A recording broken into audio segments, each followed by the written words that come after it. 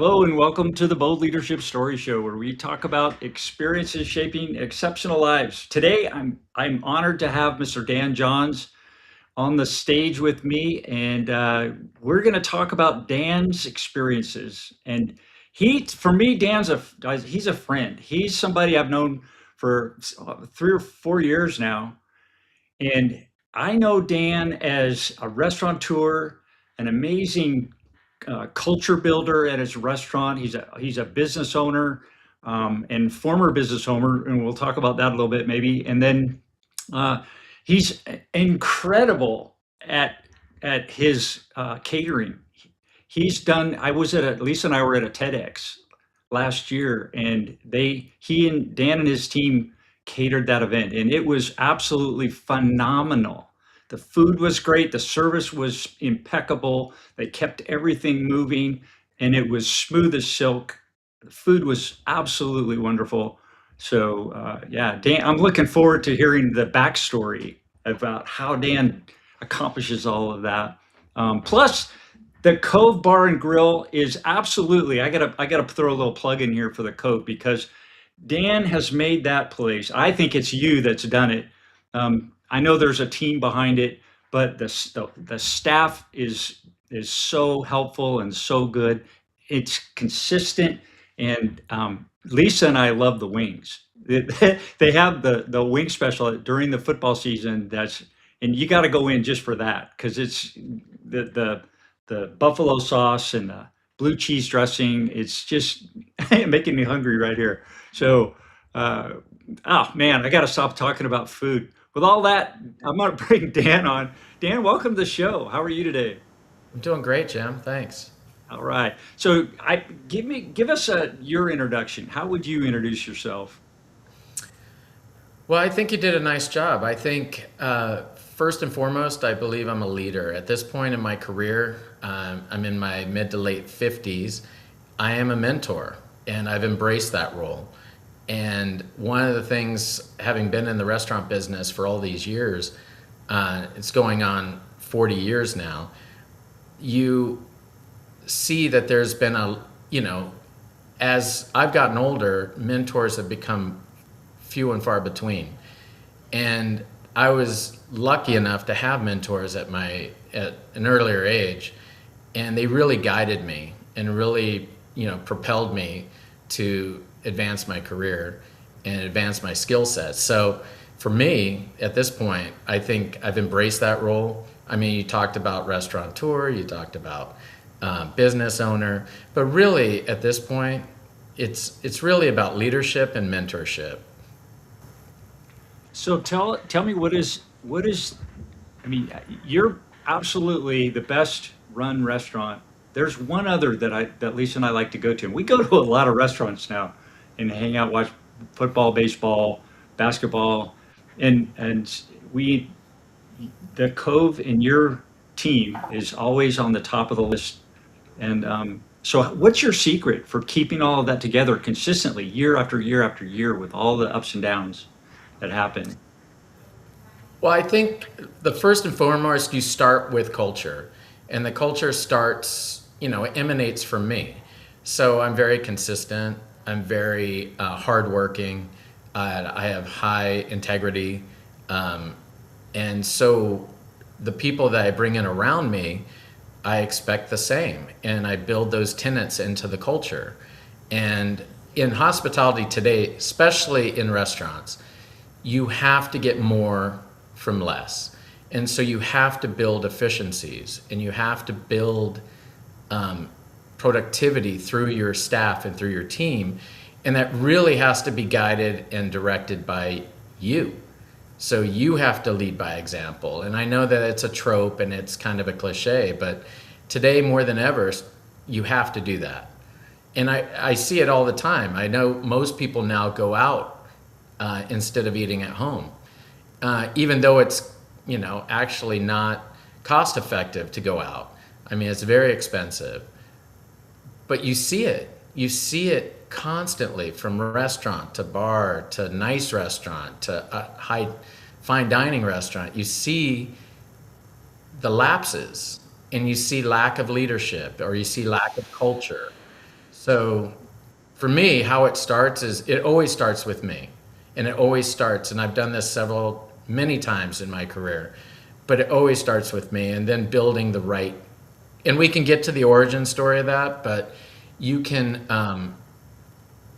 it's about building a team through you and then letting them represent that culture and they carry it on. So that's we just heard the secret. That's fantastic. How do you like? I see a lot of restaurants, and you're right. There's a lot of them that are doing well today, but there's a lot of them that aren't, and you see them all the time going out of business. Right. Yours has been consistently full with, you know, with excited people who, you have a way, not even it's culture of the staff, but it's also culture of the customer. You Right. have established a culture of customer, Right. and it's unique and it's special. And Lisa and I love it because when we go in there, it's like when you go watch a football game, you're watching it at home versus watching it at the Cove with your crew.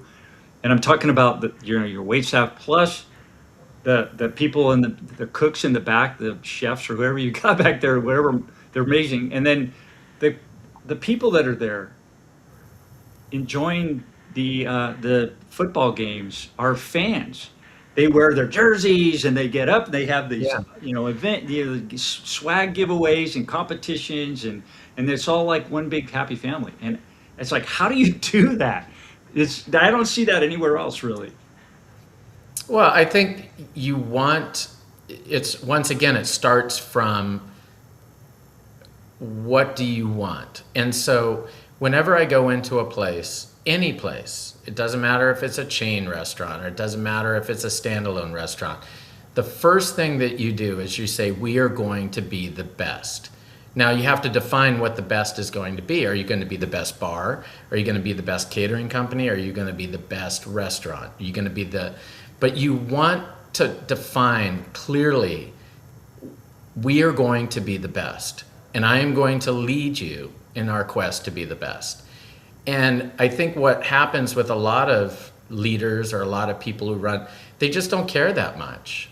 They just want the paycheck or they just like the kind of the things that come with this business, which, there's, we can talk about that at a later time, but there are a lot of things that kind of come with the party, which is restaurants. And I think it's been documented. And I think a lot of restaurant managers or people like that partake in that. I think, to me, it's about competition. It's about, is that guy's burger down the street better than mine? And if it is, why? And how can I make it better? And sometimes it's not even big. It could be the same burger, same ingredients, prepared the same exact way. So the difference might be just the fact that the girl or the guy that serves it to you is friendlier or has more soft edges or reminds you of the girl or boy next door. But it gets a little complicated. That algorithm gets a little complex after a while, but it starts always with, we are going to be the best.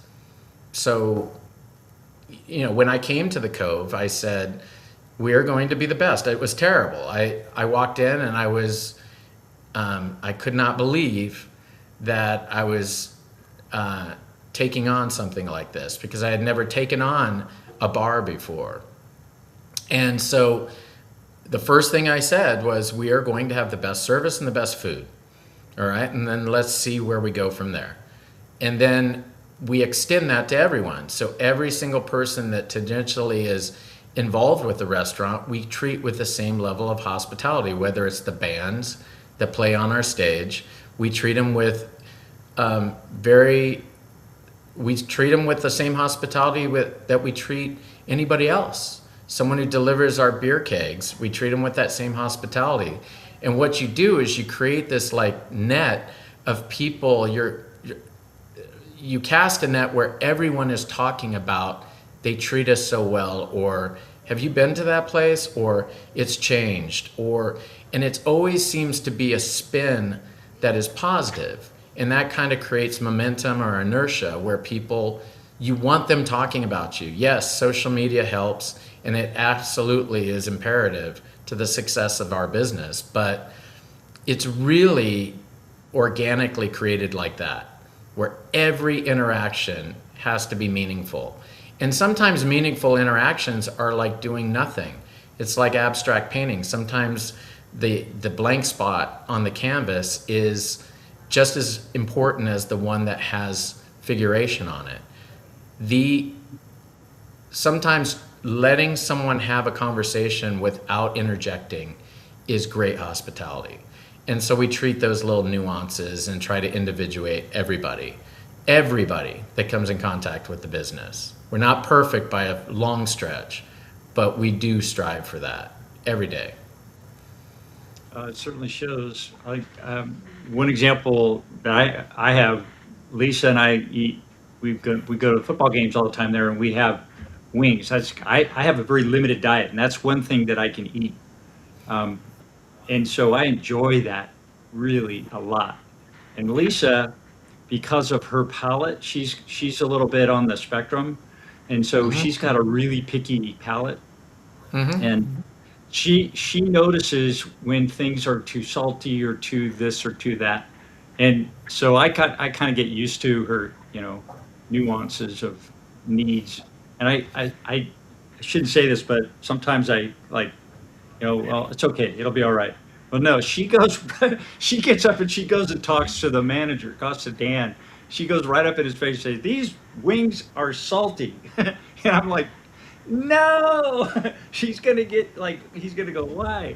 And but why, I tell you what, you took charge of that, you dug in, you took it serious, and you followed up a week or 2 weeks later with an answer, and you fixed the saltiness in those wings. I don't know what you did, but I know it took some effort, and that's the sign to me. That's that's the stamp, because you Well, went the extra mile to make that happen. Well, I think it goes back to what I said. I think you have to lead by example. So whenever I come into an operation, you know, I look at today, leadership is about coaching. I mean, you look at the coaches on the sidelines of football games, they are engaged, they are getting along with people, they are in, they sometimes they're engaged in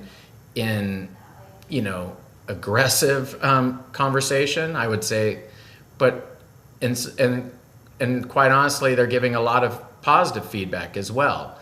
And I think that is no different in our business today. I think you're dealing with younger people. I've been in the business for almost 40 years. And when I first started, I was leading, and I was leading peers. I was leading people that were either a little bit older than me or a little bit younger than me. And that was a challenge in itself, and that was a learning curve for sure. But as I've gotten older, now I'm like 2 generations removed, and it's really more like coaching than it's ever been before. And you kind of, and it's a parallel to coaching. And I know you brought up football, and I know you love football. So it's really, you can kind of see the same transition from old coaching behaviors back in the 70s and 80s to now, where it's much more players coach, very approachable.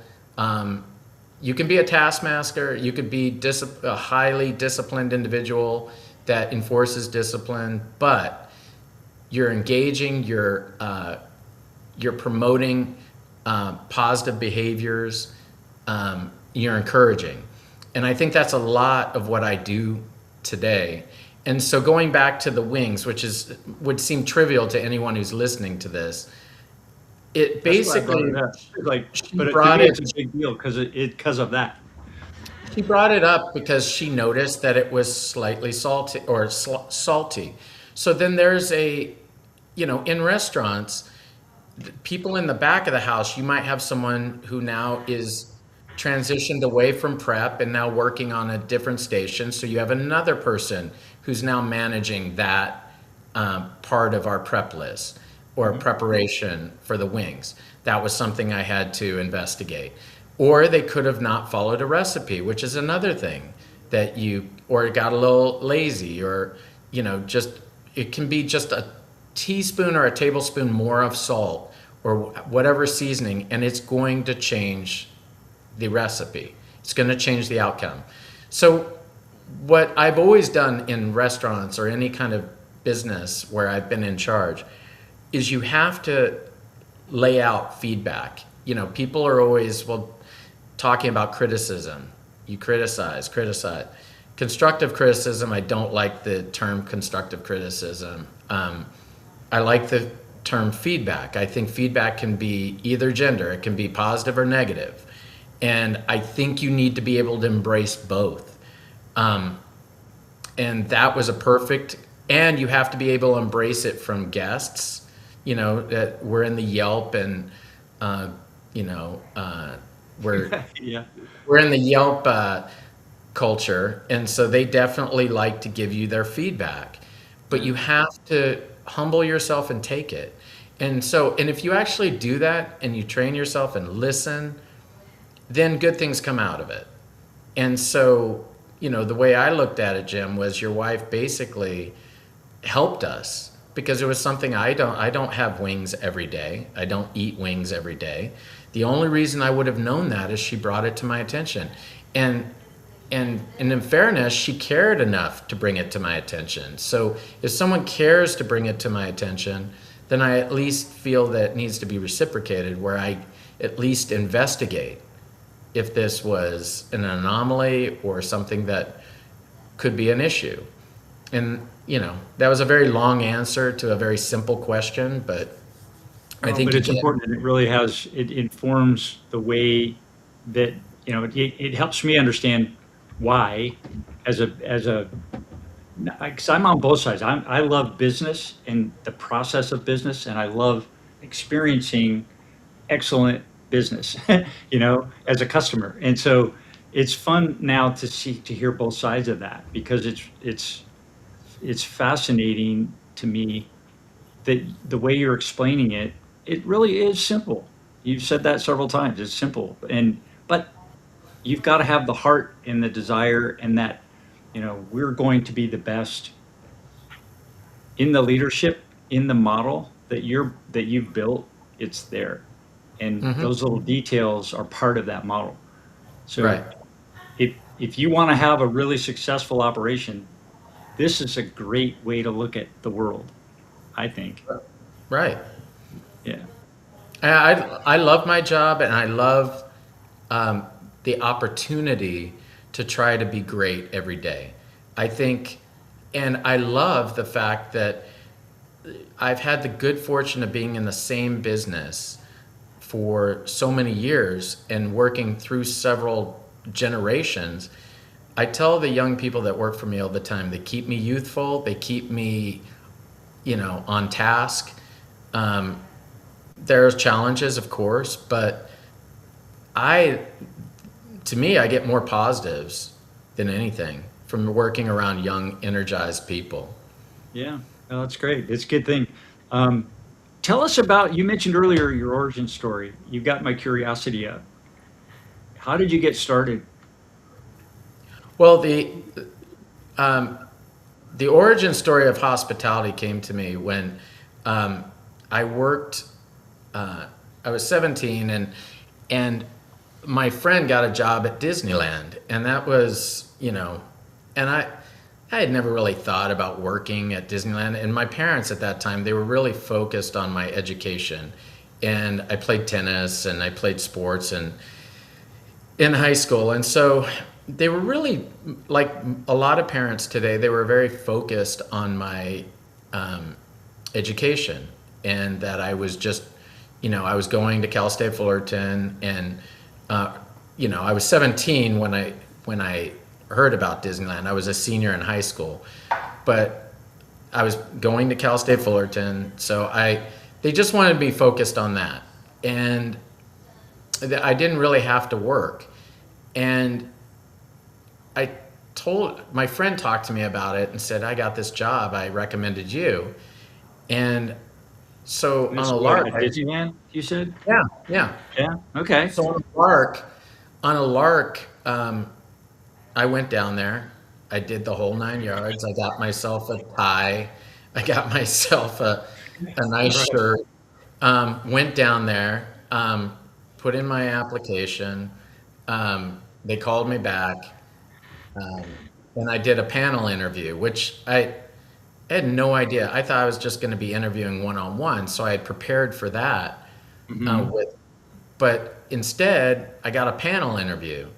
So there was 3 or 4 other people interviewed at the same time, same questions. It's like the dating game. They would give us the Wow. same So one story. interviewer and four Yes, interviewees. yes. Wow. No pressure. And so they were assessing, and I was Do you 17. like I see that like the weightlifters on the Yeah, stage, they kind of one up themselves, they move in yeah, front. exactly, exactly. Well, if you could just think of the opposite of that, that was You're like moving no. back. Um, but I was that was my first foray into any kind of interview, and so Yeah, I, it's like you're 17, right? It's right, I was you 17. probably haven't been in that situation, a real one-on-one interview, more than a handful of times by that time, No, if no, that. And then you right. get pushed into this competitive. Wow. Yeah. And I was a very young 17, and I can even tell you about that. That's kind of formed some of my philosophies of business. But I was a very young 17. I was a November birthday, so when I went to Cal State Fullerton, I was still 17. Right. And so I went there and I got the interview. Um, I left. I had to wait for a month for a reply in the mail to see if I got the job. And I, I got I remember those the. days. Yeah, Sitting isn't that by crazy? a mailbox. Come on. Yeah. So I got this letter, and it said, "We're going to hire you. We're going to hire you as a busser in the custodial department." I'm like, whatever. Okay, that's fine. I thought it would just be like a summer job. Uh-huh. So when I went in there, it was huge. It was like going to New York City for the first time. It was like there This is was Disneyland Park in the Anaheim. Disneyland Park pre California Adventure, um, Okay. you know, The original pre park. expansion. So it was, but it was teeming with life and with people. Like it was like a metropolis. You Hmm. walked in, you felt, I was already small in stature. I felt tiny. And so I went in there. You had to go in for 2 days of orientation, and so it was very official. Like, here's your uniform. Here's where you get your uniform. There was a wardrobe department. You have to be here on this time. This is where you punch your clock. And then, believe it or not, and I don't know why, they made us take physicals. So they had a medical office there. And on that, just like the panel interview, they had a bunch of us guys come in there, and we had to do a physical. Turn your head And and call. right, or to work at a job where I was going to make $3.33 an hour. So, Wow. so anyway, I got my uniform. I got placed in uh, as a busser in Bear Country, and Hmm. I was wearing I love flannels. that. I love that Bear Country Jamboree. Is it? Yeah, I don't think it's still that's there. where. I don't know. So I was the busser in that the Hungry Bear restaurant, and Okay. so it was a great summer. I mean, I was around a bunch of co-eds. They had pulled from, at that time it was very difficult to get a job, where several of our friends tried to get jobs, they could not. Mm. And they accepted me for, probably because I was clean cut, and I was had good grades, and I was athletic. But whatever reason they picked me to be a busser. And so I worked that summer, And I had a great summer. It was an awesome summer. And it was just the energy. It was kind of like the closest thing to, I've never been in a band, but I have been part of a sports team. And it's when you are part of a basketball team or a baseball team or even playing tennis, and you feel that energy, that electricity that comes through you. And I felt that almost every day that summer working there. It was awesome. My friends were there. I loved it. I loved what they were preaching about, you know, every single person matters, and every single person has come, people, they've saved their, hard-earned money. They come from all over the world, and, we want to make sure that they just sit at a clean table if I was a busser, or that we just greet them with a smile, or that we just have an answer for them if they have a question, no matter how random it was. And we all bought into that. All of us bought into it. And you could tell, and it just felt like such a great team. And so that really was my first introduction to, like, wow, this is something I'd never thought about doing it. I had other plans, but What it sports really, have you played? What's your favorite? I was really good at baseball, but Okay. What and I was position? really good at basketball, point guard basketball, but I could shoot. There wasn't even 3 points when I was playing, so I could shoot from outside all day long, and I could definitely assist for sure. I loved orchestrating. I loved being in charge.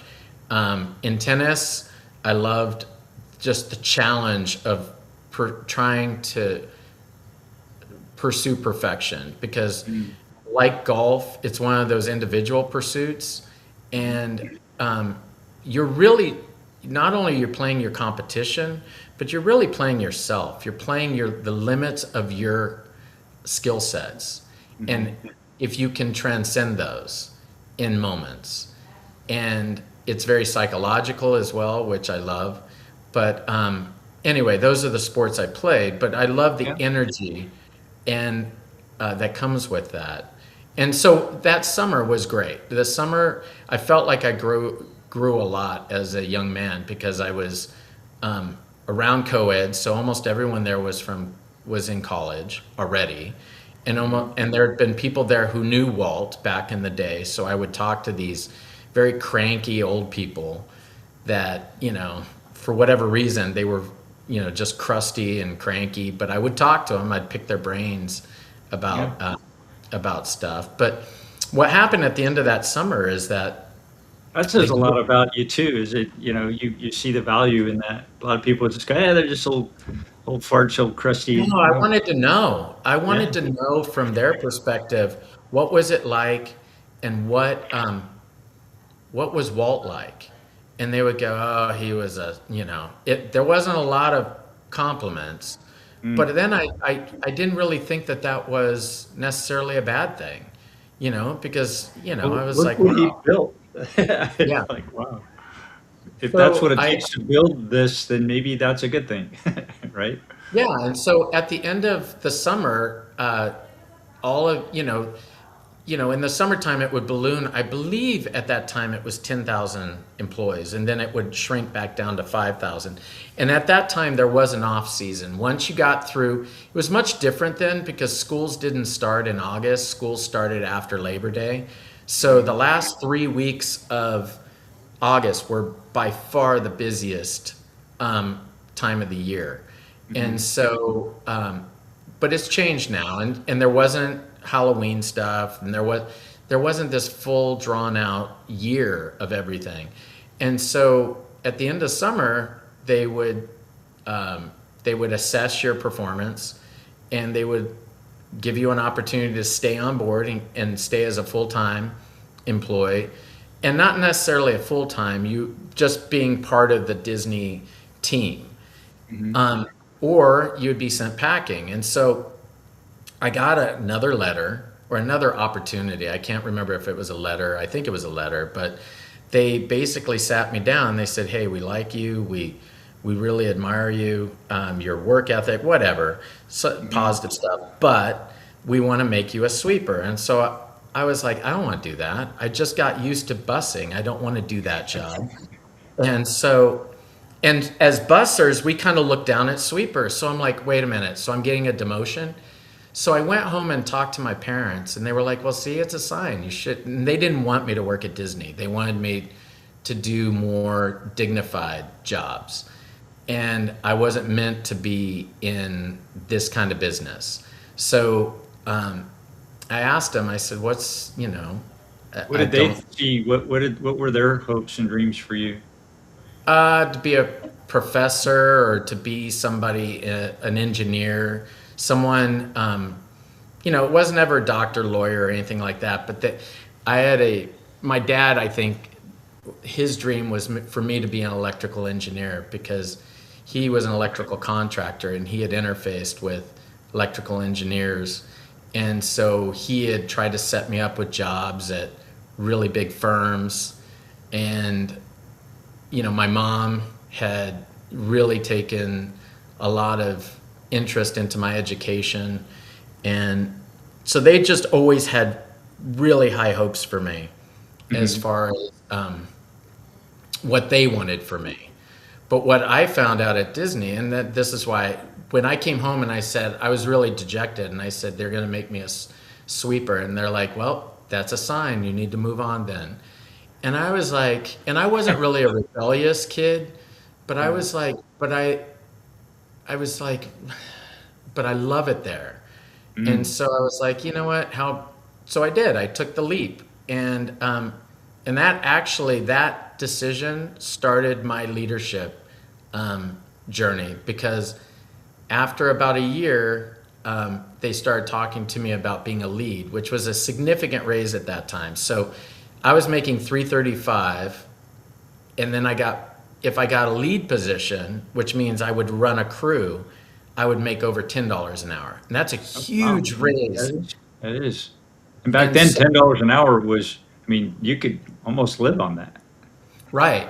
So I embraced it and I tried really hard and I failed. My first time I failed. And my mentor at that time, Sean Nepo, he pulled me aside and he said, listen, I told him not to promote you because you just have a little bit more to learn and you're not mature enough yet to lead a crew.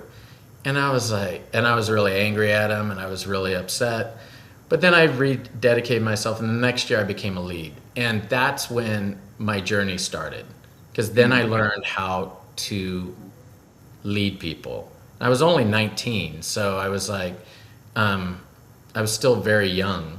And the people that I would lead were like in their 30s. There were lifers. We would call them lifers at Disney. And there was young ones, peers. So having to lead peers is difficult as well. But basically that was the start of my leadership journey. And that's when I started making mental notes. And that's how I learned how to build a culture and what kind of people or what kind of look. Doesn't necessarily mean demos. It's Demos being like what, demographics? right. Yeah, Doesn't okay. mean it's not, it crosses demographic lines. It's about how people respond to individuals. And so I started building my craft at that time. And it was great because I was in a leadership position. So I would get opportunities to go through the Disney University and learn how to I hear develop a that's team. that's amazing experience, I hear.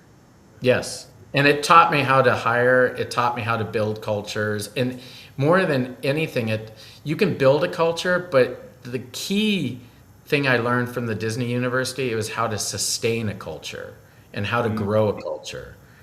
It's one thing to start a culture, but the problem is if you leave or if you have, some negative, variables thrown into the mix, then all of a sudden it's not strong enough.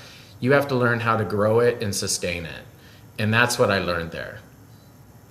And you were still going to Cal State Fullerton?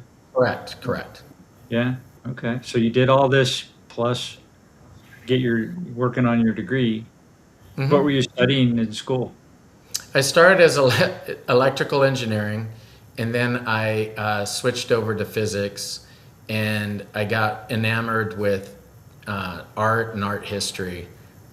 When we all take those classes during Mhm. college. Sure. Um, That's why but you I take had them. So you can decide where you're going to put the rest of your life's energy. But I was very blessed because I got to go to the Cal State Fullerton with the honors program. So at that time, there was something I tested out very high to go into Cal State Fullerton, and you were allowed to go into the honors program, which was like an AP but for college. And Mhm. so what it allowed me was smaller classrooms. I got to bond with my classmates over multiple years, um, and um, those smaller classrooms really benefited me because I had more one-on-one time with my professors instead of being in a large hall. Excellent. So how many years were you with Disney ultimately? 5. Wow. And you went through the university. Where did you end up there? Where did I'm sorry. Yeah, what were you doing that last year before you left Disney I at was Disney? I was a senior lead, Okay. so I had a little bit of seniority, and um, and that's why I was doing the last year. But Why did you that's leave? Is it because you because graduated? I liked it too much, and here's where I felt like I was going to fall into a trap, and I was going to stay there. And I did not want to stay there. I was around a lot of people. When you're there for 5 years, you start to see the same people who have been there for 15, 20, 25 years. And they don't leave because it's too comfortable. It's so comfortable. It's make believe. Every day you get to go to work. There's really nothing consequential. It's just you're kind of, um, you know, I'm making it sound bad. It's not bad. But it wasn't what I wanted out of life. I wanted to experience more. I wanted to be challenged more. And I didn't feel that there was enough there to challenge me. Okay. That makes total sense. That's the that inner drive that's like I want to explore and experience life, take all that the marrow out of the bone, you know. Right.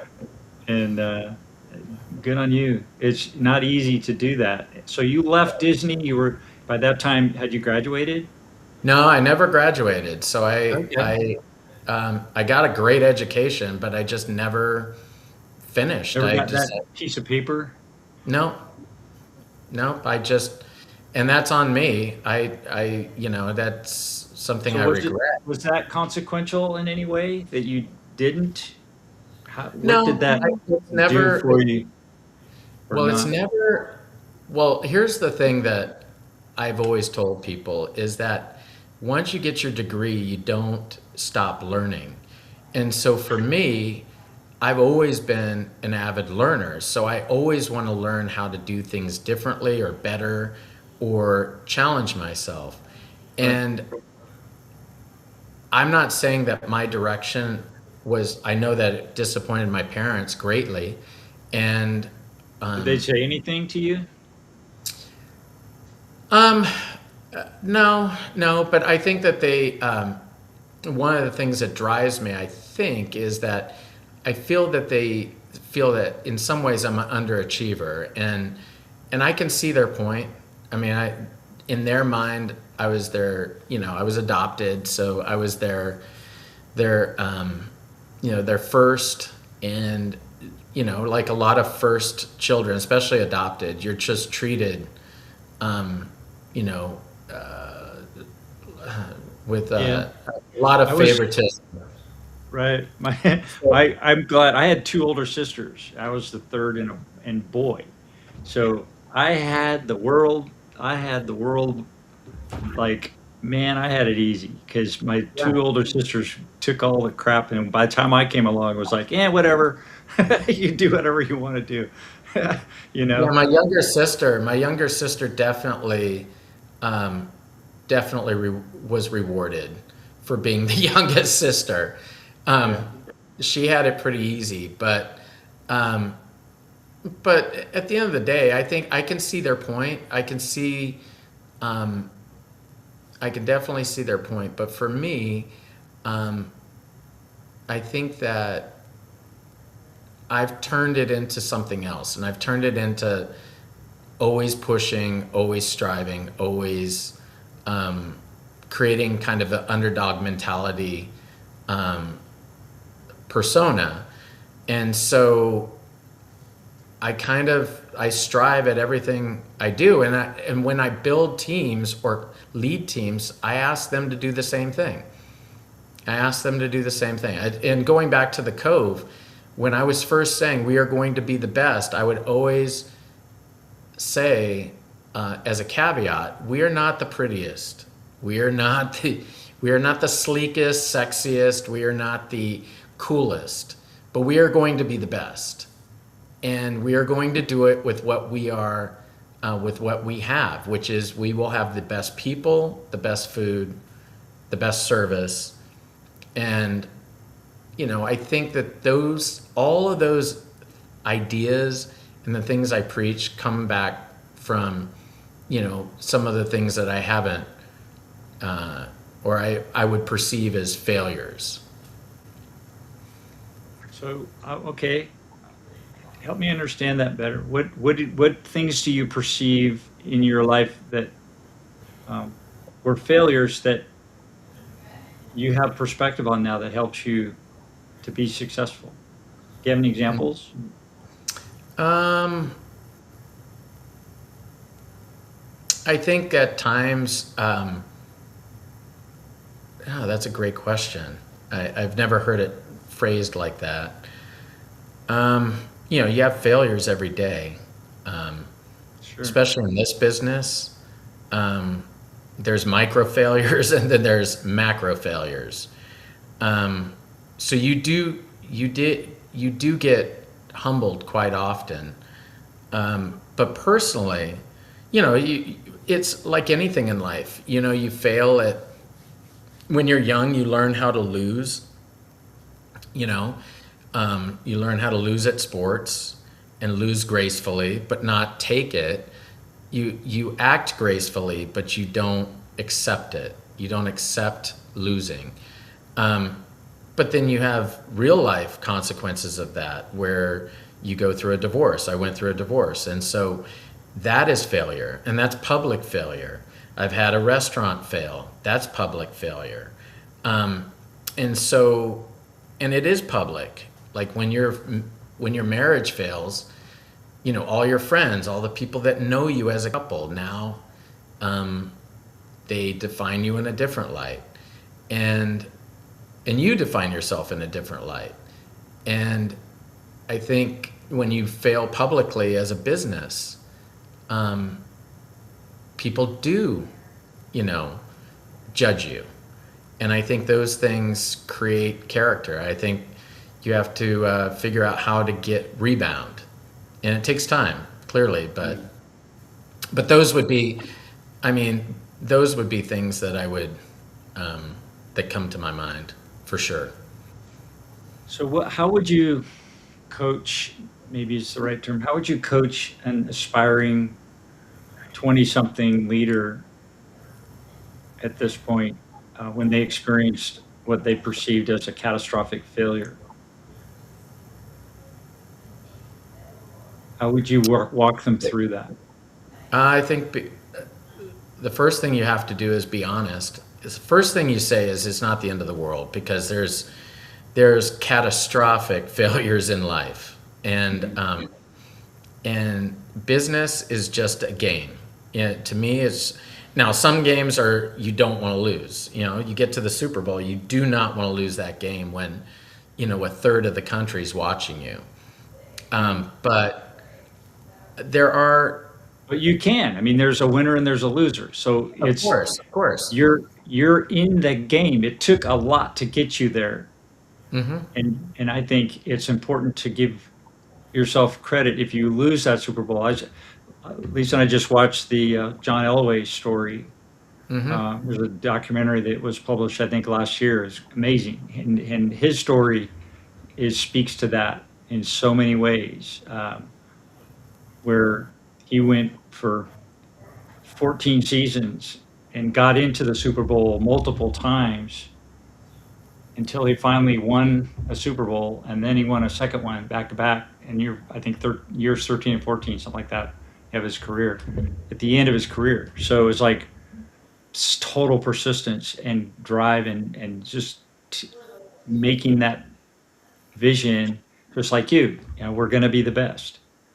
I And think that inner work and that inner fortitude, doing the work, pounding the stone, as they say, every day, doing your best work when nobody's watching.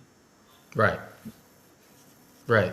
I have a rule that I live by, and I preach it to people, that your worst moment doesn't define you, and you should be always taken on the body of your work. Now, bad people, you should be taken on the body of your work. If you're not a very good person to people or to in just life in general, you should be taken on the body of your work. But most people are good, and most people are striving. And so, to me, the best advice I would give to someone, and I give it quite often, is like, your worst moment doesn't define you. So let's be honest and see what we can do better. And as long as your approach and the way that you deliver the feedback, and sometimes, to be quite honest with you, Jim, it's not even, sometimes saying nothing when someone is expecting you to say something resonates as loudly as if I was screaming in their face. Because you don't want to kick someone when they're down. These are, people are delicate. And so, the How did worst you learn moment. that? How, what? I think growing up, I think it was a different era, so I don't really blame my parents. And they have their own, origin stories. But they were very difficult. They were very tough on me. They were very, if I didn't get A's, or then there was catastrophic failure. If I got an A minus, why didn't I get an A? And I know that sounds trivial, and I know it sounds like a cliche, but it actually really was tough, because it was like you're never being rewarded for just being an achiever. You're never being told, hey, great job. And I rarely heard that. And I know that might hurt their feelings, but I didn't hear it. And they might have said it, but it wasn't on my frequency. And so I think, and I wasn't one of those rebellious kids either. I was a kid that went to school. I was a kid that, studied. I was a kid that, came home from practice and I studied, and then, went to bed and woke up early and went back to school. I did all that stuff, but I think I learned over time because we're all kind of groomed by our experiences with our family. As I started getting out and started leading people, I noticed that I was doing that a lot. I was only critical. I was only focusing on the negatives, focusing on what they weren't doing right instead of what they were doing right, what they weren't exhibiting versus what they did have that was exemplary. So I think along the way, I had a mentor. This was like, maybe 25, 30 years ago, and he pulled me aside, and he was going to promote me, and he said, here's the deal. Like, people will work for you. They'll work for you. I see them. They work very hard for you, but you're only getting 80% out of them. And of course I was like, what do you mean? You're going to promote me based on, he's like, no, I'm promoting you based on what I think your potential is. what we're going to work on is you getting 100% out of them. And how they get from 80 to 100 is all on you. And it's all about how they feel about you. And if they love working for you, then they will give as much as they can give you every time they come into work. And it changed my perspective. He gave me some advice. He said, you try to find them doing things right and reward them for that. Give them feedback. If they do something wrong, don't make a big deal about it. Just pull them aside, make it quick, walk on. But then follow it up with positives. And it's those little things. Catch them doing something right.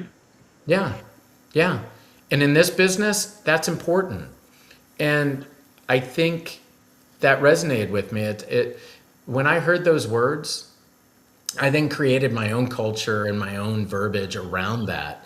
But he's the one who actually said, hey, first of all, he said, I'm promoting you because of your potential, because you have talent, but you're not there yet. And this is what you need to work on. I love that. I absolutely love that. And it has absolutely helped me through the last 25 years for sure. I love that you love to use the word love. It really, Yeah. it's rare today, and I think it's Well, important.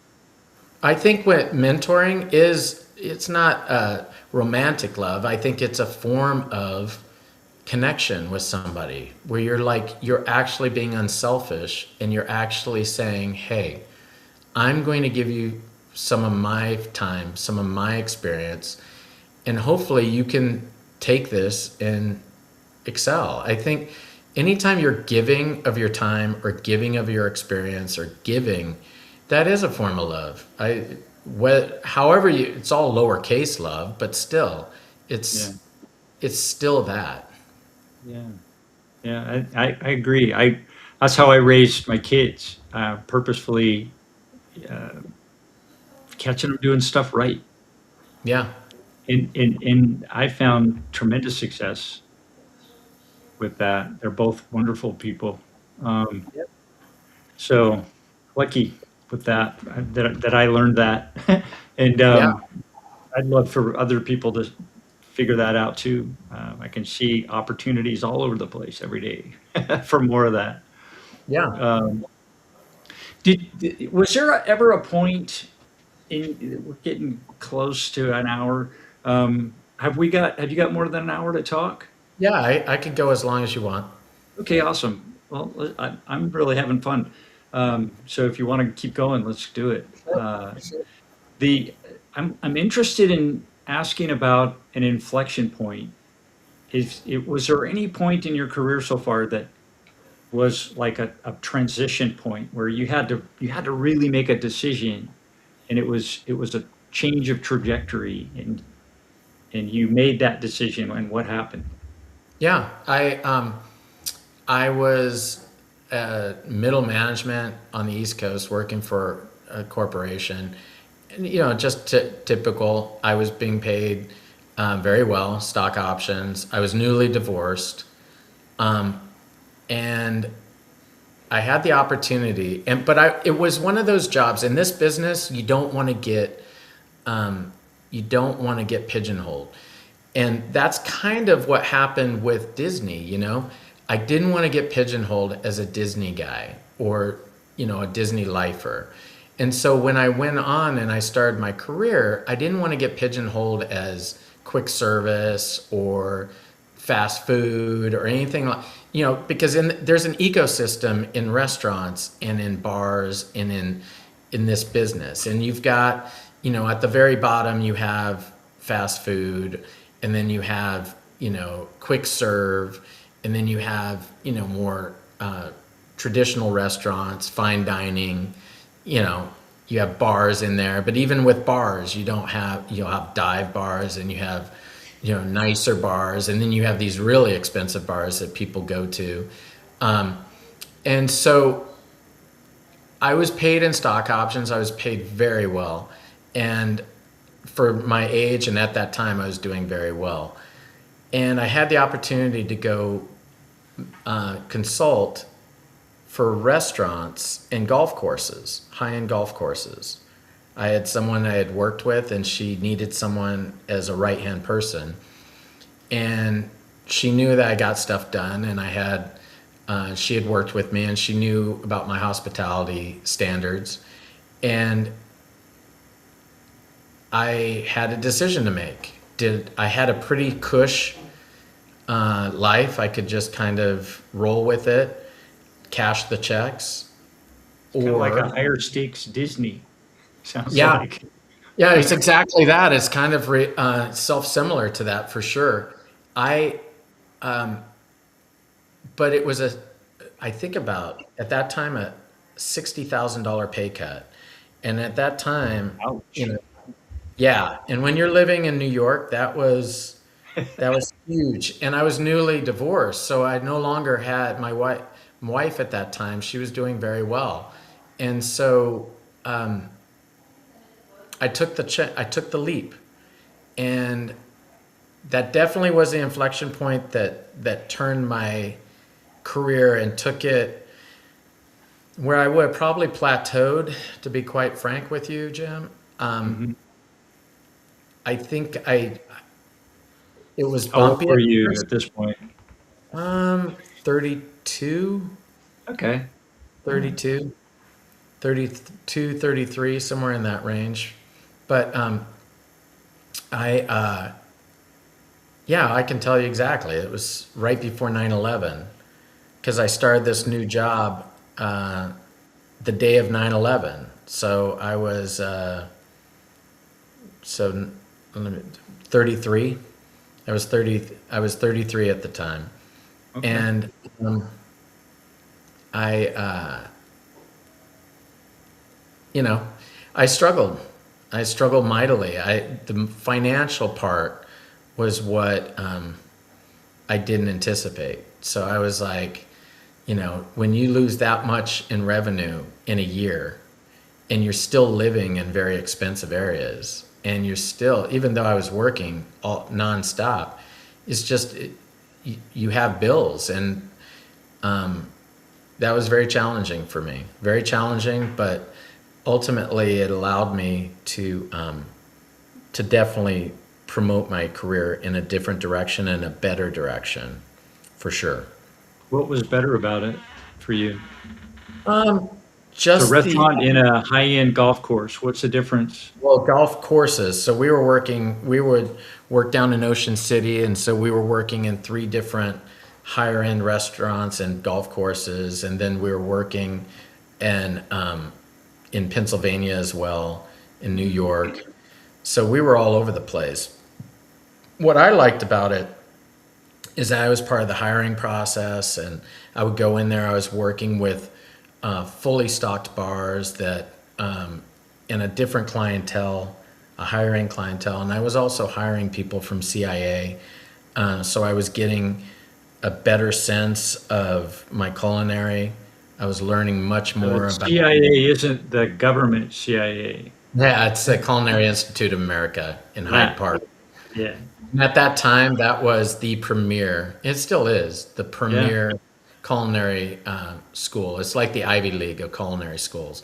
Mhm. So, but what I noticed is that I always was keeping journals and stuff, and I was by myself. So I was just kind of trying to figure it out. And so I worked every day. I mean, I didn't have any extra cash, so I didn't have any money to spend on anything. So I just worked, and I immersed myself in these environments. And I,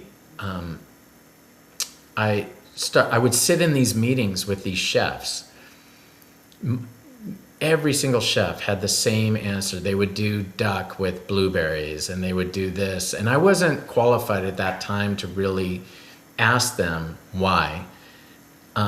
But I started noting the trends, and I was like, every single thing, every time you say a protein, you have the same answer for the sauce.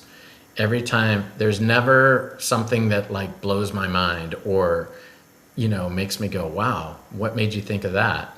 Mhm. And I started going in on my days off, and I wanted to be taught, you know, how to work different stations in the kitchen. I would take copious notes and I was read. And this goes back to my point about education, where you always are striving. So just because you leave college does not mean you stop learning or stop having a passion for learning different things. And so that became my passion, is that I wanted to know as much and I wanted to cook as well as the chefs that were telling me what I had to cook. I was going to ask you about that. It's like you're 32, 33, and you're hiring these, you know, elite chefs and people in the restaurant who've been through this amazing coursework and giving, hiring them like you're their boss. Hmm. And and you answered the question kind of. It's like, well, yeah, I felt a little bit, I would say, uh, lacking in my abilities and my skill set to go toe to toe with them in their environment. But you Right. didn't let that stop you. You went and No. got a CIA education from them in the Right. kitchen on your own time. Right. Wow. Yeah. So, and then I kept notes and I started thinking about, you know, um, my own recipes and just why certain things, I started creating my own, language, what I thought went. And of course, you go to restaurants and you see stuff like anything else. It's no different than a musician. Musician hears a song and they're like, "I love that chord progression. I'm going to use that." Right. In and In whether marketing, they we call it swipe and deploy. right, and whether they're stealing it, I don't think they're stealing it. I think that they are being inspired by it. Yeah. And I think the same thing goes for me. I would go out, I would see stuff, I would read menus, I would look at it, I would go, wow. And but I started that process, and How do like I you see said, that? Was that fun for you? Did you see that as yes, being, yeah, yes, yeah, that was my that was when I got a second wind, because at that time I was I had led people and I had managed, and I still needed more honing and more polishing, but this was like a hobby to me. This was like something that was not only a hobby, but was filling in the blank spaces of, so I no longer had a blind spot in the restaurant. I could actually go in and I could actually saute and I could actually create things and I could actually cook. And so I no longer was somebody that was more of, like I didn't want to have imposter syndrome. I literally could go in there and I could talk to them right. about, with jargon, and no. And it just gave me more credibility. And so, um, and Yeah. So now you could go in and go toe to toe with these CIA chefs and mhm, and help them be their best selves right. by challenging them in those loving ways, right? Right. And it was a different time then. I think I brought this up earlier about coaching. Coaching was different, 25 years ago. So coaching at that time, or I'm sorry, being a chef at that time, people were throwing pans at people, cursing out people, Yeah. burning people. I mean, it was like, tyrant behavior, sadistic, tyrannical behavior. Mhm. And it's totally different now. Like when people, um, even as mild a kitchen as the Cove, we still run a professional kitchen, but and in lieu of Yes Chef and all that's, I don't necessarily, I don't necessarily think this generation needs that. I think what they need is the sense of working together as a team. And I've taught people when they've come in the kitchen, or I've taught partners or previous owners, and you hear, and all you hear is chopping, cooking, and plates being placed in the window. And I've told them, I said, hear that sound? That's a sound of success. That's the sound of a team working, instinctually and organically. And so that, you know, that's where I came from. So 25 years, that's where I've come from. I saw tyrannical behavior. I'm not innocent. I've been tyrannical at times, but like I've evolved to the point where I think you want to be respectful, and I think you get the most out of people with that. That's awesome. Well, let's switch gears and go to um, where you're currently at, the Cove. Want to Yeah, do that? sure. All right, cool. Well, let's see. There we go. So tell us about your experiences at the Cove. I think the I think the experiences at the Cove have kind of fortified and my skill sets. I think, when I came on board 2 weeks later, we were shut down for COVID. So So as no pressure. It's like ghost town. so what we did with COVID is we were very honest with our employees. Hmm. We were, at that time, and we're a highly polarized society now. So like, some people don't believe that there's a COVID. You know, there's no COVID, and then there's people that thought it was just, whatever. But at Yeah. that time, um, it was very challenging because no one knew really anything, and there was so much hyperbolic speech about it, This was what, and like 2020? 2020. So I Yeah. started in Okay. February 2020, and then 2 weeks later, 2 weeks later, we shut down. Yeah, because Or we were told to I shut remember down.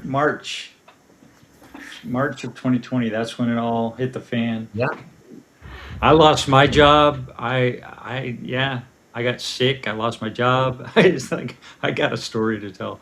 That's for yeah, another time. But yeah, I mean, it's like I have lots of friends who were just devastated by all of that. yeah. It. So what we had to do is we took it as an opportunity. First of all, we made sure that we went and helped all of our employees um, get unemployment because many Mhm. of them had never filed for unemployment before. Yeah. And so, you know, if you're, I had already gone through my spiel of we're going to be the best. Now I knew that some of those employees were probably not long tenured for the demand. And one of the things I said to my partners when I walked in is I said, you got to get comfortable with scale because right now you're doing X amount every week and we are going to 5X that. And right now, none of the systems, none of this is scalar to 5X. None of these employees can work 5X where we are today. And none of our systems will sustain that kind of growth. Mhm. And I said, so I'd already been through all of that. So COVID was a blessing and, it wasn't really a curse for us because I was brought in because it was a languishing bar music venue. Yeah. And so it gave me an opportunity to assess. Now we did, the culture is what's important. The employees, you need to treat them with respect, regardless of whether they're going to be long term or short term. So we did help them all get through the unemployment process. So they all got paid. We kept them employed with us through a majority of the time. Some of them moved on. Some of them decided that they just wanted to take the unemployment, which was Mhm. fine. But what it allowed us to do during that time, Jim, it was allowed me to then distracted. Because the problem with the restaurant business is that you can come up with a new menu, new staff, new everything. But the problem is the day starts anew and nothing stops for you. Nothing stops. People will keep coming in the door. Your employees will keep coming in. So there's constant distraction and noise. So for you to get focused on a new menu or a new liquor program or beverage program, and or to get even a new floor plan or whatever you're trying to do, or updo the place, you need a break. And so for us, COVID was a blessing. I know it was terrible for many people, but for us it was a blessing. So it allowed me to go in there and create a menu that I thought would resonate. It also allowed me to teach how to cook these items. It also allowed us to unveil a new service standard that was not there previously, and allowed us to kind of be reborn. And without, like, under new ownership or any of those silly banners, it allowed us to revamp and recharge and reinvigorate the business. And that helped us. So when we came out of it, there was a lot of people who had lost their jobs due to their restaurants closing and things like that. So I had the opportunity to hire some people, some very talented people, and that allowed me then to kind of address some of those scalar concerns I had from the very beginning. So some of my bartenders who are still with me today came on board, and they killed it. And some of my servers that came on board, they just killed it. They just did a great job. And by doing that, they kind of perpetuated my standards and what I was looking for. Yeah, And that success begets success.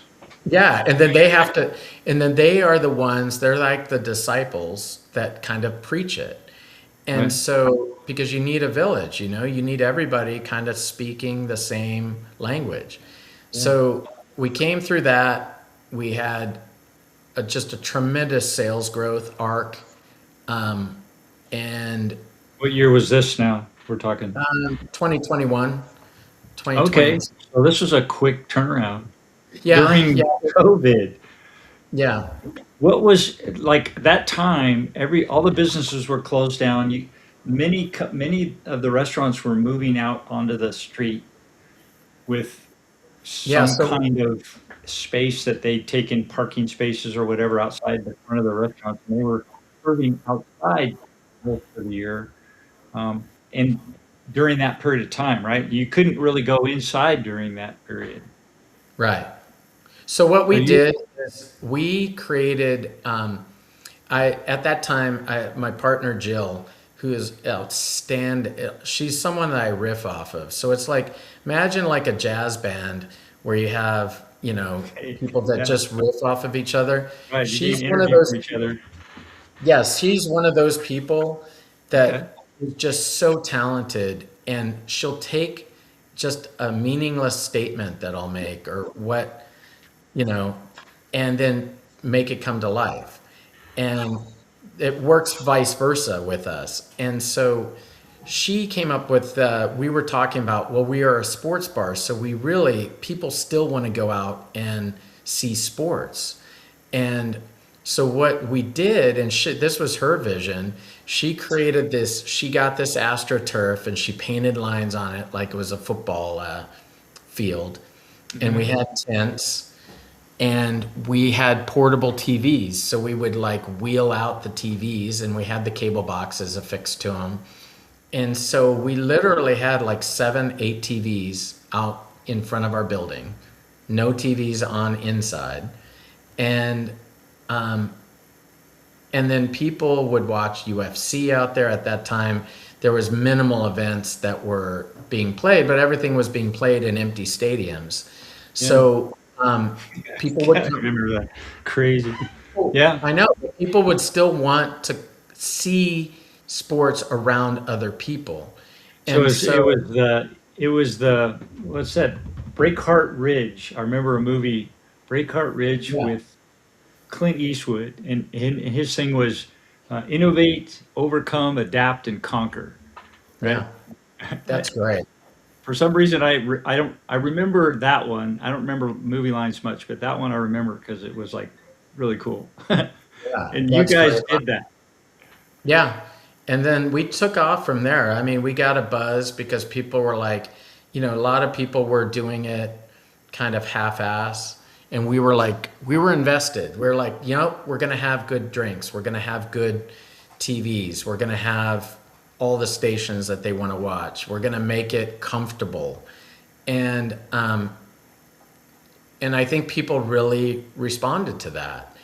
And then we took off, and then we like everything in life, you have you hit potholes. And so a few years back, we had we got through COVID. So it was a failing restaurant, came on board, started to build, put some things together. It Had was COVID. started, it says, in 2015. So you came on 2020. So it had been in existence for 5 years. That's a short amount of time.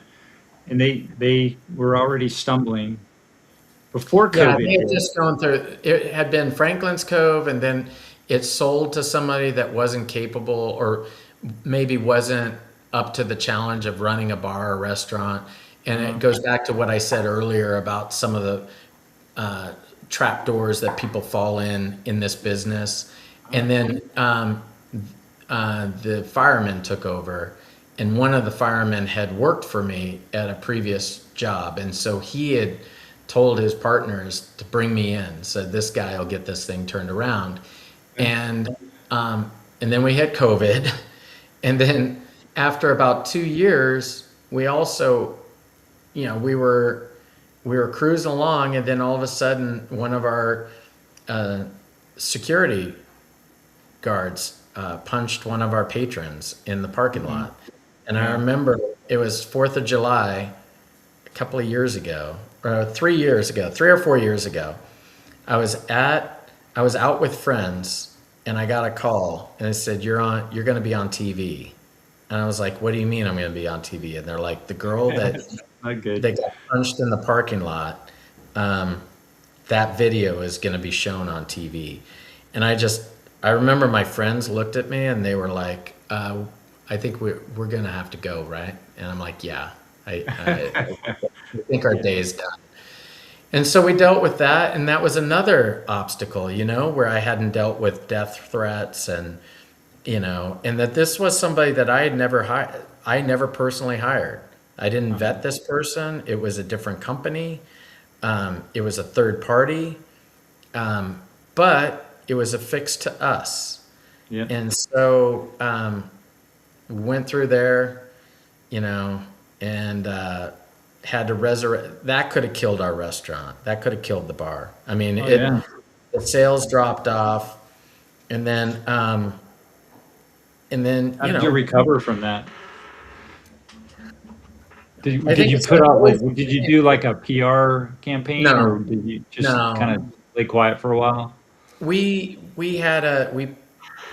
actually butchered the first statement to the public, saying, so some PR person got a hold of it, or lawyer, and said, you can't, like, you got to do better than that. So I'm like, okay. So then we got a lawyer to draft something for us. It was all legalese. To me, it's not my comfort zone, just because I believe in apologize. And, if it's not someone that I've personally hired or personally vetted, or, I don't know the right approach there. I need to be coached on that. But we butchered the first response, then we did well with the next one. But you just go back to work. You just literally, you get everybody. That's where true leadership comes in, is you have to inspire and lead and motivate your staff to overcome, and to look at this as a challenge that will dissipate and go away. And it did. It did go away. And then after that, I just decided to immerse myself full time into the business, because I was sick of getting it off the ground and then landing it again, getting it off the ground and landing it again. So at that point, I made a commitment to my partners, and I said, I am going to work. If I have to work every day from morning to night, I will get this thing right because I know what we have here. I know the staff, what they want and they expect, and I know what the guests want and expect. And that's what I did. And for the last 6 months, we've just had unprecedented success. And finally, we're back in the air. It feels like we're at a elevation that, you know, we're not going to land anytime soon. So, You know, the place is going like crazy. I mean, you guys are doing all the sports, and you've got packed houses Saturday nights and Friday nights with music, yeah, live music, and you've got whole groups coming in for the a great space for like big chamber meetings, and yeah. it's just really a well utilized location, I think. So good job. No, There's like we'll roll through this. Got events. Oh, and I saw when I was there last week, I saw that you have a, was it on Monday nights? You have a chef's choice. yeah. So what I want to I commit to that. so what I decided to do is decided to do a dinner on Monday nights where I would kind of utilize all my skill sets and just come up with different cuisines, like, you know, and sometimes I take requests. So people have asked for, different dishes and I'll come up with them. But what I've found is it's been really good. It helps. It's obviously grown sales on Monday night because, we cater to community and they can come out and they can have an affordable, nice dinner when things aren't as affordable as they used to be. And they get to experience the Cove and experience the fact that we actually can cook professional dinners. The other Yeah, thing that has been, it's not bar food. This is no, not bar no, food. This is really good food. And the but prices are like bar food prices, you right, know? right. And that's the key. But I think the thing that I've really enjoyed about this that I didn't anticipate when I did it is the growth of my staff. I mean, my staff has gotten so much confidence in the back of the house in how to cook proper, how to create a béarnaise sauce, um, how to properly saute all these different types of fishes and how to cook them properly, how to sous vide, how to do all these different procedures and techniques that you wouldn't normally have in a bar. But because we challenged ourselves on Monday nights, it's really allowed them to grow. And I'm not saying that there once has been mistakes. I remember we did a roast beef dinner, and no pun intended, we butchered the roast beef. I Yeah. mean, it was terrible, and it was just a simple mistake that the cook made. Didn't ask me, and it's shame on me because I wasn't aware. But it was, we basically, killed 3 roast beefs that night that couldn't be served. But but it's been great for the business. And it's been great for the confidence and the growth of my team for sure. Yeah. I love your menu too. You go into a lot of these little bars, and there's like a encyclopedia almost of all these recipes that they've got in there that you're like, it takes you an hour to go through the menu. And you've got a really cut down, simple 2-pager with some great, standby things, and then some really amazing dishes in here. And then you have some stuff, you change it up, and you got specials all the time. Yeah, Like your brunch, the bottoms up brunch on the weekend. yeah. That's killer, man. It's like amazing. So um, obviously I'm Yeah, a fan. well, I think you need to adapt too. I mean, we've thought about for like, and this is where your experiences really help guide you, and they give you this repertoire that you can pull from. So recently, I was like, because brunches have been slower, I was like, well, we used to do really high end brunches at the golf courses, and we were packed. like Easter and Mother's Day, we would have to tent some of the holes on the golf course to accommodate the 3,000 covers or whatever we did. And it was a buffet. It wasn't, ordered dinner or plated brunch items. And so I've been contemplating that recently to create like a higher end buffet that's, that people can come in and have a good experience. Yeah. And it's just a different way to approach brunch. But I wouldn't even have considered that if I hadn't have worked at the golf courses and seen Yeah. how it. Yeah, it takes some know-how because you're putting all that food out, and it's like Right, you don't want to be tossing it all or getting complaints or anything. So right. yeah, that's fantastic. Um, Dan, what's next for you? What do you see coming up down the road? You've kind of gone through a bit of a transition at the Cove recently, Yeah. and Yeah. so So we've starting to so the kind Cove of branch sold. out.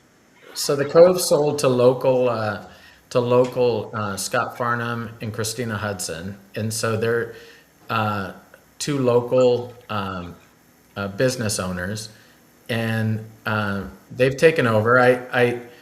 Um, I've By been the way, that treated transition, as far as I'm can tell, I couldn't tell. right. And that's, to me, that's a sign of a really good transition. They didn't put big banners like owner new ownership and that crap. You just changed the logo and a couple of things. And the service level stayed good, the food level stayed good, the pricing is still good. They haven't really made any changes yet. And Right, so the mix to me is still the same, which right. I think is good. Um, but I guess time will tell. I think that we're past the toughest part because it's always challenging at the beginning because of egos and people have an idea of what the business is, or Right.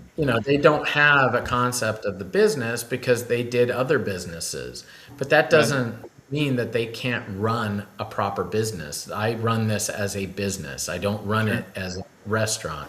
It's a business. And so they understand that very well, and they give me a lot of space to do what I do. They haven't, you know, um, impose their will on certain things. They have, like everybody, they have their things that they focus on. Um, but I think that's normal, and that's part of being older myself. I've been through a lot, so it's transition and change is not Not a it's stranger. ongoing. No, it's ongoing and it's perpetual, and you can't change it. So no pun intended there, but I think I'm So full of true that, though. full of puns. But the, but that's I think it's been a very good experience. I mean, a core of my staff is there. Yeah. Most everybody that when they took over is there, minus 3 or 4 people. So that core group is what's perpetuating the culture, and I'm still there, and I'm still present, and I'm still working with the same consistency and the same dedication. So Mhm. I think that, and they have different perspectives, and I think it's good from time to time for people to have different perspectives of how to look at a business. I really do. Yeah. When you say look at it as a business versus a restaurant, what does that mean? I think when people look at restaurant is a business, obviously, but if you look at it as a business and a just as you know, uh, you have your sales line and your profit line. If you just look at it as a P&L and take away the name on the building and just look at all the lines of revenue stream and all the lines of cost associated with that. I think if you look at a business like that objectively, I think that actually helps you in this business. I think too often people lean on, well, you just don't know this business. Well, I think that's a cop out answer. I think everybody, you can look at it in a different way. No different than I can look at a recipe differently, um, you know, than the people that came from CIA and were taught that blueberry gastrique goes with duck. You know, I refuse to just think that that was the only thing that we could put on duck to make it flavorful. Thank And God. I think the same thing goes for looking at the business. I don't think you necessarily have to be 25 years or 40 years in the restaurant business to be able to run a successful restaurant as a business. I think if you come in and you have conviction and you have integrity and you come in and you're astute and you're like anybody else, you learn. You know, if I went in and ran your business, I would be asking questions constantly. Why'd you do this? Why is this? Why do you pay this? Why is this so much? Why is this so, you know, as long as you're doing that and you're curious, you're going to be fine. But at the end of the day, it's just ones and zeros on that P&L. And that one needs to be greater than that zero for it to be successful. Yes, yes. I love the fact that you're innovating, you're bringing in new things. It's not huge changes at any one time, but you're trying new things and making different things, and whatever you try is high quality. It's like you do it right. So I know that costs money, and it's an investment, and it's also a big decision to do those things because you really don't know if they're going to work. Right. So you're taking some risk putting it out there, but it's, I think, part of, I'm learning that that's part of who you are. You like that aspect of life, being challenged. hmm So Yeah. it's, I like being challenged, but I also have another rule I live by, Jim, and that's don't get happier than happy. And that goes into my personal life, that goes into my professional life. If I am happy, I'm pretty satiated with happy. Most of us, most everybody in the world is striving for happy. And I feel like I've had that. I have that in my personal life. I feel like I have that in my work life, in my professional life. And there's no need to supersede that. You get it, I don't, I feel like I've been striving for that your whole career, your whole life. When you find it, you just have to nurture it at that point. So that's yeah, that's the rule I live by. don't get happier than happy. I love that. I never heard that before. I'm going to keep that. I might steal it. I might swipe and deploy that one. You can do that. You can do that. You can steal all of this stuff. Yeah, that's the other thing is I kind of open source everything. So all the things I talk about or my recipes, people will ask, "What's your recipe?" Here it is. I mean, it's harder than it looks, and but I do believe in that open source philosophy. There doesn't have to be a secret to this stuff. You want to embrace it because what I've noticed more than not is people come back and they ask me to cook it for them anyway because they Right. tried and it just didn't taste the same. And sometimes that you're fighting confirmation bias with that. Sometimes you're like, well, I'm in the building, you see me in the building, you know that the recipe is probably going to be correct, or you're already put at ease, versus when you're in your home and you're wondering if you have the right pan, if you have the right mustard, or if you have the right, whatever.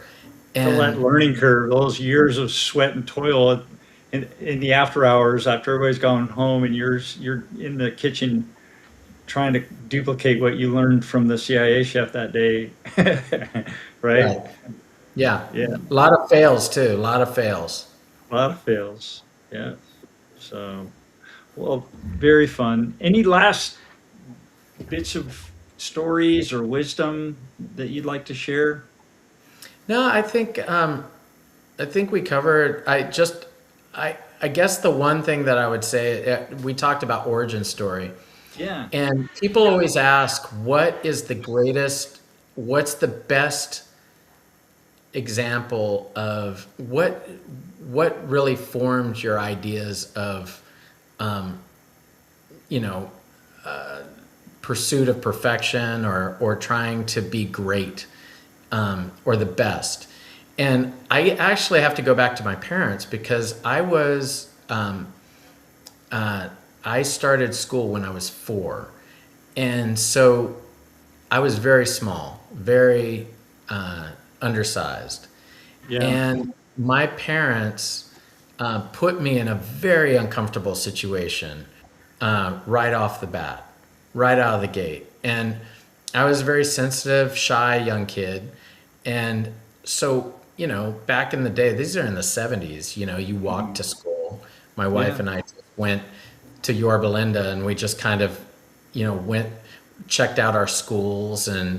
and, uh, Fun. and we checked out, this would be the way I walked to school and stuff like that. Hmm. But um, it, um, it informed me because basically I was, you go in and you're the smallest and you're the youngest. And at that age, that's super young. Believe it or not, Yeah. those young kids. And Yeah, the difference between like a kindergartner and a first grade. I mean, you could tell. yeah, yes, It's, and you were at the low end of that. So you were like difference between where you were and most of the kids between kindergarten and first grade was 2 years. yeah. That's a So, 25% of your life. yeah. It's a lot. And, and, the other thing is that, parents today hold their kids back. So they didn't do that so much then. But, but, My birthday was December 16th, oh, and I wow. remember my mom being so upset because I missed the cutoff date Yeah, by like 2 days. And right. I remember her, I was 4, and she took me in uh, to, complain. Look at this young man. He's got me in a suit and tie. And I'm like, Yeah, yeah, he's ready to go now. And yeah. they wouldn't let her do it. So No, I was a year older than everybody. yeah. So So I you had the were the out. opposite. You were the Yeah. That opposite. year I was sitting around doing nothing. I mean, that whole year it was Oh, a wasted year for me. when all your I was friends were in school, right? Yeah, right. They were all gone, and I was like all by myself. I was like, "What? This isn't fun." So it really was not a good thing for me that I had to stay back. It Yeah. kept me back from learning. I could have been further ahead. Yeah, and that's for me, what it did for me is I had to work harder to be keep up in Yeah, sports, in recess, when they would have everybody play sports. dodgeball. Yeah, When you could play all dodgeball. and but what it did for me is it created this mentality of overcoming and striving and working harder. And I have to attribute my parents to that because they did not give me any they did not give me any grace with that. Mm. It was what it was, and you're still going to achieve.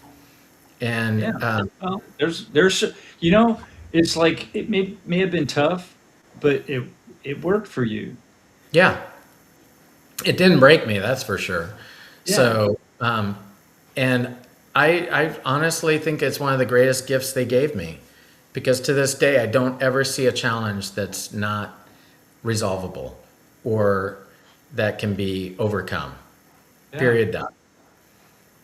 Yeah. That's definitely a blessing for sure. Yeah. So, So well, that's what I had for any kind of inspirational. Uh, okay. Well, that fantastic. Thank you so much for spending time on with me on I the appreciate show. it. I appreciate the time. It was great, Jim. Appreciate that. Yeah. Well, let's say goodbye. All End the right. broadcast. Hang on for a second, Dan, and Sure. let me do my my outro. I don't really have one. I gotta, let's see. Cool I'll go with the music. Is that the cool music that you had? Yeah, there we go. And we'll see you later, everybody.